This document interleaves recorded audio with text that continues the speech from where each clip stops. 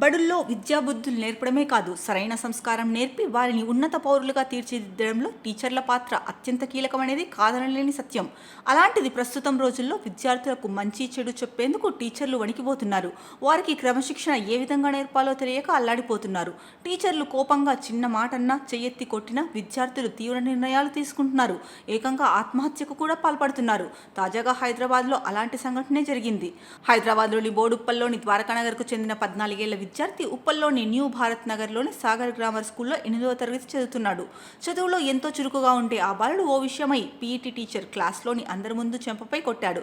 దీంతో అవమానంగా భావించిన విద్యార్థి ఉపాధ్యాయుడి అనుమతి తీసుకుని టాయిలెట్కి వెళ్లాడు. అయితే ఆ బాలుడు నేరుగా స్కూల్ భవనం 4వ అంతస్తుకు చేరుకుని అక్కడి నుంచి కిందికి దూకేశాడు. తీవ్ర గాయాల పాలైన బాలుడిని హుటాహుటిన సమీపంలోని ప్రైవేట్ ఆసుపత్రికి తరలించారు. అయితే అక్కడి వైద్యులు బాలుడిని పరీక్షించి అప్పటికే చనిపోయినట్లు ధృవీకరించారు. ఈ సంఘటన స్థానికంగా కలకలం రేపింది. విద్యార్థి తల్లిదండ్రులు, బంధువులు, విద్యార్థి సంఘాలు పాఠశాల వద్దకు చేరుకుని నిరసనకు దిగాయి. బాలుడి మరణానికి పాఠశాల సిబ్బంది, యాజమాన్యమే కారణమని వారు ఆరోపించారు. శాంతి భద్రతల సమస్య తలెత్తుతుందని గ్రహించిన పాఠశాల యాజమాన్యం విద్యార్థులను ఇంటికి పంపించారు. ఉప్పల్ పోలీసులు సంఘటనా స్థలానికి చేరుకుని నిరసనకారులను శాంతింపజేసి ఆ ప్రాంతాన్ని ఖాళీ చేయించారు. మృతదేహాన్ని పోస్టుమార్టం కోసం గాంధీ ఆసుపత్రికి తరలించారు. పీఈటీ టీచర్ బాలుడిని చెంపదెబ్బ కొట్టాడని కొంతమంది విద్యార్థులు మీడియాకు తెలిపారు. అంతేకాకుండా తాను చనిపోతున్నానని తల్లిదండ్రులకు రాసిన సూసైడ్ నోటు విద్యార్థి నోట్బుక్లో లభ్యమైంది. దీంతో సదరు పీఈటీ టీచర్పై కేసు నమోదు చేసిన పోలీసులు తదుపరి దర్యాప్తు ప్రారంభించారు.